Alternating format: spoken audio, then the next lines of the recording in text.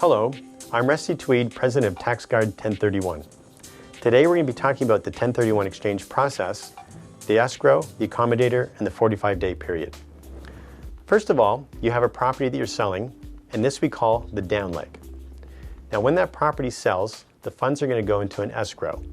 An escrow is a neutral third party whose job it is to make sure that both parties execute on the contract of sale of your property. Now this is important to understand because when your property sells and the funds are released, they cannot go into your name or your bank account. If they do, they're now taxable.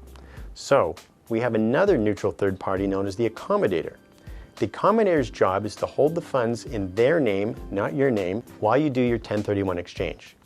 Now that your funds have transferred to the accommodator, the IRS gives us 45 days to identify or pick the properties that you want to purchase. Now in this case, we picked 3 separate properties, and the properties you're transferring into are called the upleg. Once you've identified the upleg and you've recorded that with the accommodator, you now have an additional 135 days to actually close escrow and take possession of those properties.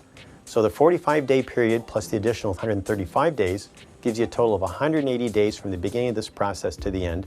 And at the end of that, like I said, you have to have those new properties transferred in your name. To wrap up, we talked about the escrow, the accommodator, and the 45 days. Now it's very important to understand these rules.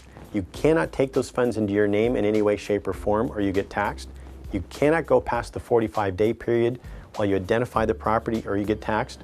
And you can't go past the 180-day total period in order to take possession of the properties or again you get taxed.